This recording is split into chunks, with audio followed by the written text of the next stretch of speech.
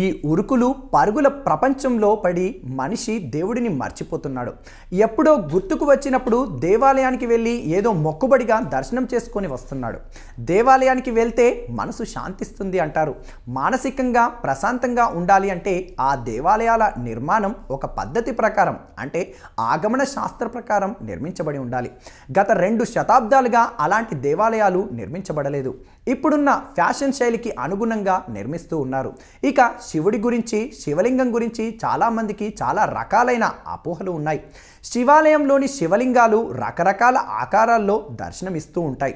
అసలు శివలింగం ఏ ఆకారంలో ఉంటుంది, ఎలాంటి శివలింగానికి పాజిటివ్ ఎనర్జీ ఉంటుంది, ఆ శక్తి ఎలా వస్తుంది అనే విషయాలను ఒకసారి పరిశీలించినట్లయితే కొన్ని చుట్టూ గుండ్రంగా ఉండి పైభాగం మాత్రం నలుచెదరంగా ఉంటుంది. కొన్ని కోడిగుడ్డు ఆకారంలో ఉంటాయి, ఇంకొన్ని ఇంకో ఆకారంలో ఉంటాయి. అయితే నిజమైన శివలింగం అన్నది కోడిగుడ్డు ఆకారంలో ఉంటుంది. శివుడు ఆది అంతం లేని వ్యక్తి. కోడిగుడ్డు ఆకారంలో ఉండటానికి అది ఒక కారణం ఉంది. దేశంలో 12 జ్యోతిర్లింగాలు ఉన్నాయి.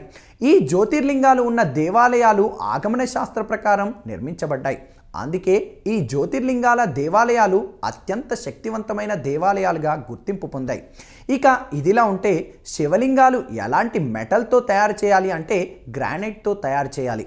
శివలింగాలు తయారు చేసే గ్రానైట్ అగ్నిపర్వతాల నుంచి ఉద్భవించిన లావా చల్లబడి కొన్ని వందల సంవత్సరాల తర్వాత గ్రానైట్గా మారుతుంది. ఇలా మారిన గ్రానైట్ మెటల్ నుంచి శివలింగాన్ని తయారు చేస్తారు. ఇలా తయారు కాబడిన శివలింగానికి శక్తిని స్వీకరించే లక్షణం వస్తుంది. శక్తిని స్వీకరించడమే కాకుండా శక్తిని తిరిగి ఇచ్చే అవకాశం కూడా ఉంటుంది. ఇలా తయారు కాబడిన శివలింగానికి మంత్రోచ్చారణతో శక్తి వస్తుందట. దీనికి శాస్త్రీయమైన నిరూపణ కూడా జరిగింది. ఇక శివలింగాన్ని ఎప్పుడు అభిషేకం చేస్తూ ఉంటారు, శివుడిని అభిషేక ప్రియుడు అంటూ ఉంటారు.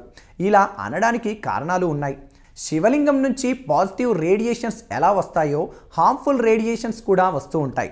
ఇలా వచ్చే రేడియేషన్స్ను కూల్ చేయడానికి శివలింగాన్ని నీటితో అభిషేకం చేస్తారు. ఇలా అభిషేకం చేసిన నీరు హెవీ వాటర్గా మారుతుంది.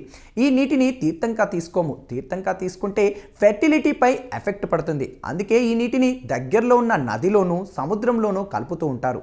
ఇది శాస్త్రీయంగా నిరూపణ జరిగిన విషయమే. అణు రియాక్టర్లు అన్నీ దాదాపుగా శివలింగం ఆకారంలో నిర్మితమై ఉంటాయి. అణు రియాక్టర్లను కూల్ చేసేందుకు నీటిని ఉపయోగిస్తూ ఉంటారు. దీనిని బట్టి చూస్తే శివలింగం అన్నది ఒక అణు రియాక్టర్ వంటిది అని చెప్పొచ్చు. అణు రియాక్టర్ నుంచి ఎలాగైతే శక్తి వెలువడుతుందో అలాగే శివలింగం నుంచి కూడా శక్తి వెలువడుతుంది. వ్యూవర్స్, ఈ వీడియో కనుక నచ్చినట్లయితే లైక్ చేయండి, కామెంట్ చేయండి, షేర్ చేయండి అండ్ సబ్స్క్రైబ్ కండి.